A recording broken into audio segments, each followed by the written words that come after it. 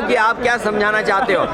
जिस सरकार ने ये कहा कि विकसित भारत बनेगा, जिसने ये कहा कि बनारस को क्यों बनाएंगे, और विकसित भारत का इंफ्रास्ट्रक्चर कैसा होना था। आपने कुंभ में देखा कि अगर इनका इंफ्रास्ट्रक्चर अच्छा होता जी, और जो तैयारी बताई थी कि 100 करोड़ की उन्होंने तैयारी की है, अगर 100 करोड़ की तैयारी होती तो लोगों को ये असुविधा नहीं होती।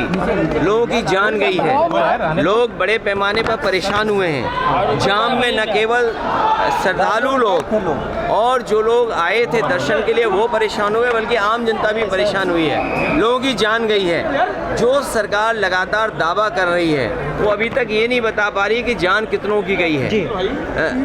केवल भगदड़ की जान नहीं, जो लोग यहाँ आए दर्शनार्थी श्रद्धालु, उनकी भी बड़े पैमाने पे जान गई है, जो सरकार छिपा रही है। 50 करोड़ तो नहीं आए हैं, 60 करोड़ लोग आए हैं। आप भी झूठ मत बोला करो। आप उनकी गिनती कम मत करिए। वीआईपी मूवमेंट बंद नहीं हो रहा। आप उनकी गिनती कम मत करिए। वीआईपी मूवमेंट बंद नहीं हो रहा। गिनती कम कर करके आप उनको भी परेशानी में डाल रहे हो। जो आंकड़ा आएगा वो 60 करोड़ का आंकड़ा आएगा, लेकिन 60 करोड़ के आंकड़े के बाद भी जिन लोगों की जान गई है, जो भगदड़ में मारे गए, उनकी भी अभी तक सूची नहीं दे पा रहे हैं।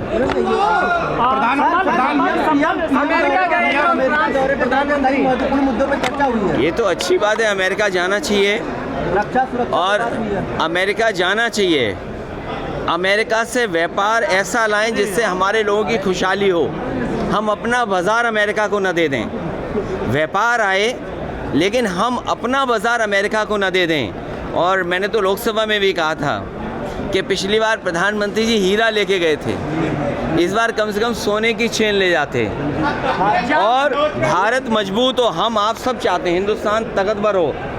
हिंदुस्तान जब ताकतवर होगा, हमारे नागरिक अगर कानून तोड़ करके गए तो ये किसकी नाकामी है? क्या यही विकसित भारत का सपना है कि लोगों को नौकरी रोजगार यहाँ नहीं मिल रहा है, वो मजबूरी में जा रहे हैं वहाँ पर, और इनकी सरकार में दलाल पैसे लेकर के भेज रहे हैं, जिसमें पंजाब है, गुजरात है। और अगर सूची निकालोगे आप तो सबसे ज़्यादा इस तरह भारत से जाने वाले लोगों में गुजरात के लोग ज़्यादा होंगे। भारत इतना मजबूत हो, हमारा देश इतना मजबूत हो कि कोई भी देश हमारे नागरिकों को बेड़ियां और हथकड़ी लगा करके न भेजे। और फिर अमृत काल में अमृतसर उतारना, ये कहीं ना कहीं भारत को और हिंदुस्तान को नीचा दिखाने की कोशिश थी। अमृत काल में अमृतसर में उतारना बेड़ियों के साथ और हथकड़ियों के साथ, ये हमारे भारत की और हिंदुस्तान के नीचा दिखाने की कोशिश हुई है। इसलिए मैंने कहा व्यापार हो, व्यापार मजबूत हो, लेकिन भारत सरकार अपना बाजार उनके हवाले न कर दे। में जो जेसीबी का जो क्या कहें, जेसीबी की रिपोर्ट सदन में पेश की गई है। जेसीबी की रिपोर्ट बीजेपी ये कह रही है। देखिए, भारत सरकार का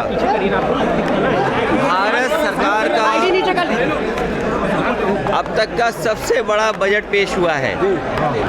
भारत सरकार का लगातार ये दावा रहा है कि आने वाले समय में दुनिया की 5वीं अर्थव्यवस्था से वो नंबर 3 की अर्थव्यवस्था पे पहुंच जाएंगे, और नौकरी, रोजगार, किसान की आय और विकसित भारत का एक नक्शा उन्होंने तैयार किया है। विकसित भारत का एक रोड मैप तैयार किया है।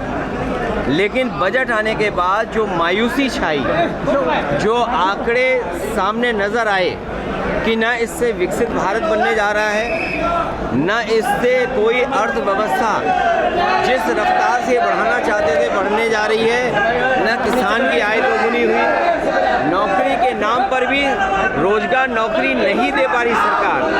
जो लोग कहते थे मैन्युफैक्चरिंग में हम मेक इन इंडिया या और जो नारे दिए थे, जब वो सब असफल हो गए तो चोरी छिपे जानबूझ करके वो बिल लेकर के आए हैं। बिल इसलिए लाए हैं कि बजट की मायूसी है, बजट से कोई उपलब्धि नहीं है, इसलिए जानबूझ करके अपना पुराना जो उनका तरीका है, पुराना तरीका है, वक्त बिल ला करके लोगों के अंदर बहस छेड़ देना, यही उनका हमेशा काम करने का तरीका रहा है। मुख्यमंत्री जी कह रहे हैं कि आप जिस तरीके से कोविड वैक्सीन लगवाए उसी तरीके से आपने स्नान भी किया। मुख्यमंत्री जी कह रहे हैं। मुझे तो इस बात की खुशी है कि आने वाले समय में हम लोगों को कपड़े पहन करके स्नान करना होगा। जी सर, भाई ये चीज़ तो हमें सीखनी चाहिए जी। ये जो चीज़ें सीखने की हैं वो हमें अपने मुख्यमंत्री जी से सीखना चाहिए कि पूरे वस्त्र पहन के स्नान करना चाहिए। बनारस वालों आपसे बेहतर कौन नहीं जानता होगा स्नान कैसे किया जाता है। सर अगर स्नान करने का तरीका उनसे हम सीखेंगे। अखिलेश जी वक्फ बोर्ड पे चर्चा करने के लिए आप लोग तैयार हैं? क्योंकि मैं